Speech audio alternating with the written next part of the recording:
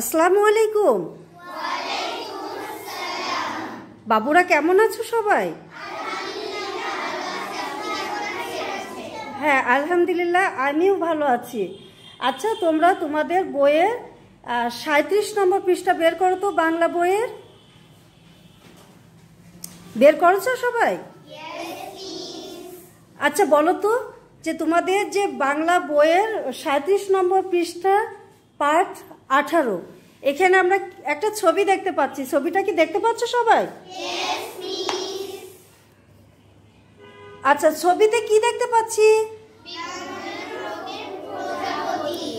হ্যাঁ, বিভিন্ন রঙের প্রজাপতি। আচ্ছা, কয়টা প্রজাপতি আছে বলো তো এখানে? নানান রঙের প্রজাপতি, তাই না? আমরা 3টা প্রজাপতি দেখতে পাচ্ছি, তাই তো? আচ্ছা আচ্ছা বাবুরা, বলো তো এই প্রজাপতি কবিতাটি কে লিখেছেন? কেউ কে বলতে পারবে? হাত তুলে দেখাও।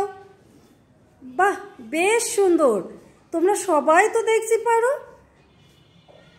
আচ্ছা, এর মধ্যে দেখছো সবাই বলতে পারবে। আফিয়া, তুমি উঠে দাঁড়াও তো।